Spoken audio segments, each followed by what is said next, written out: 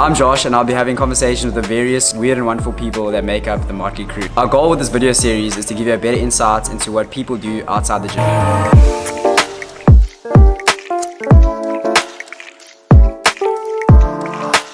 Thank you for coming in today, sir. Yeah, sure, whatever. I go by many names. Sometimes they call me Lindsey. Lindsey? Sometimes Patricia.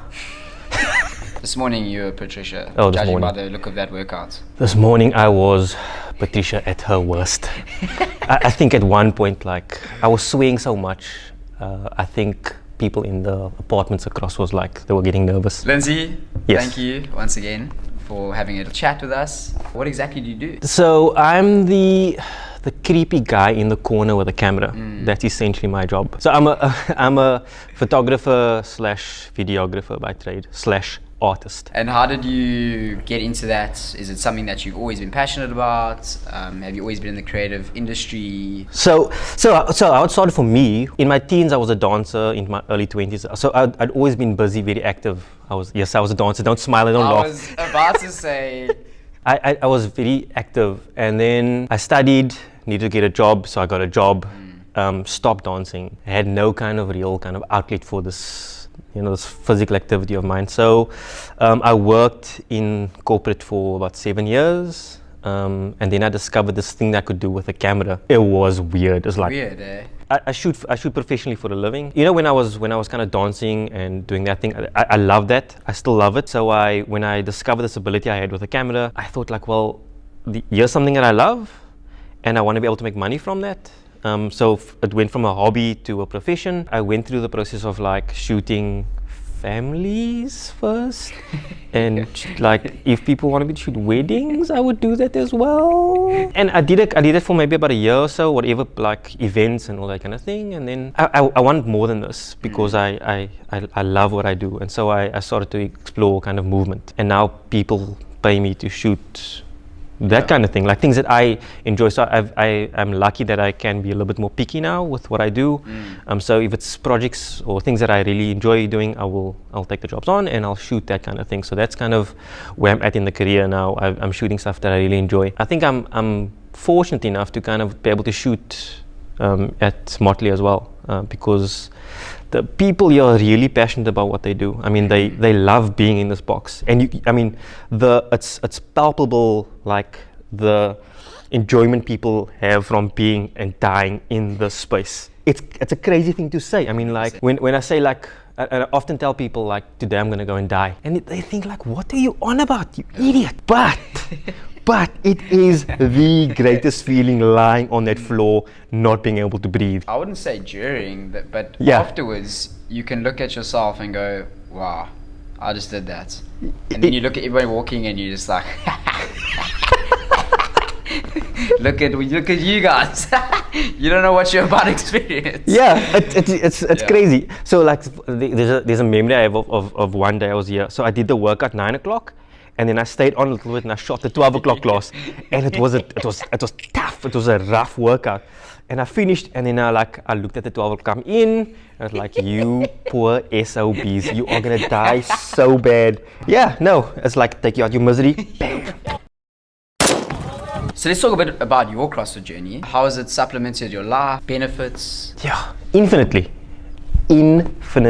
it's benefited my life. So it's like a case of, before I started, I had this really, as a creative, you create bad routines for yourself or habits. So I would work until like 3 in the morning, have to get up at 5 again, sort my kids out, go to school. I've now scheduled my days around my workouts, which has changed everything for me. I do Monday, Wednesday, Friday, 9 o'clock class, and because of that, on a Sunday night, on a Tuesday night, on a Thursday night, I know I need to be in bed at a certain time, because the next day if I don't, I'm gonna die. And on the day I'm working out, in the evening I'm so tired, I actually can't stay up that late anymore. So now I need to get more work done during the day, early evening, so I can just kind of like, and it's allowed me to spend more time with my family as well, because I've had to structure things a lot more now. They say creatives think, and like, you create whenever. If you create a structure, you actually think you can create within the structure, which has been this revelation for me. It's like, it's been amazing from that. And then the mental fortitude you get from dying on this floor is something else.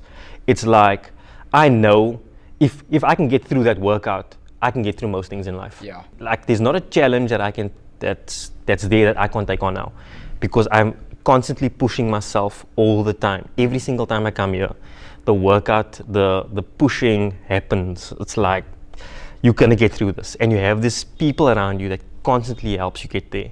Constantly kind of like saying, massaging, well, not massaging. Yeah, I wouldn't say massage. You know, Yeah. let me stay back for a second.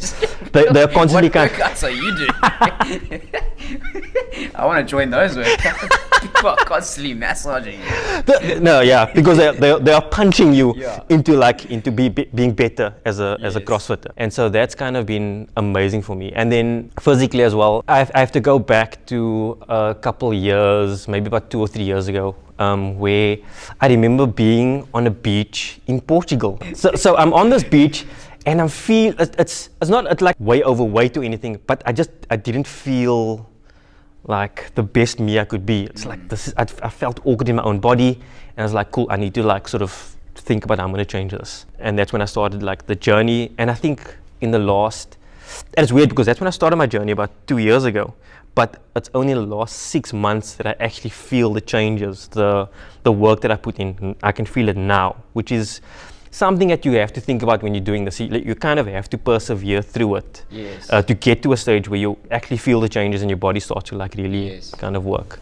Is there an improvement that you can think of in the last 2 months or so that sticks out to you? It's like, you know, it's Yeah. numerous improvements in that. Like, so the one, and it's funny because I did some back squats the other day, and I was pushing, I think, like 85 on the back squat, which is way above my own body weight. Yeah. I was like, that's above my, and like I didn't even think about it. I was doing it. It was like, wah, wah, you know, like that whole thing.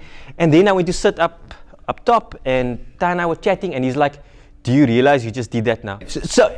But it's a case of like, and then I was like, holy shit balls. Progress.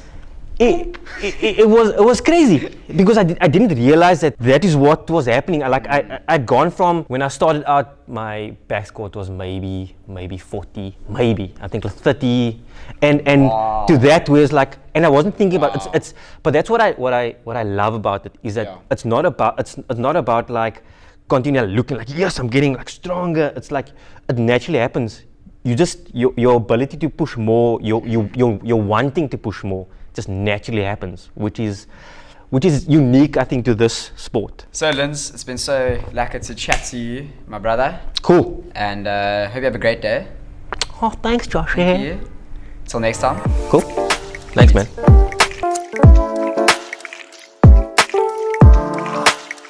An ego. No, well, I'm peacocking a little bit. I'm not Okay. gonna lie. I mean, like you're strutting on stage. It's like, Yeah. look at me. But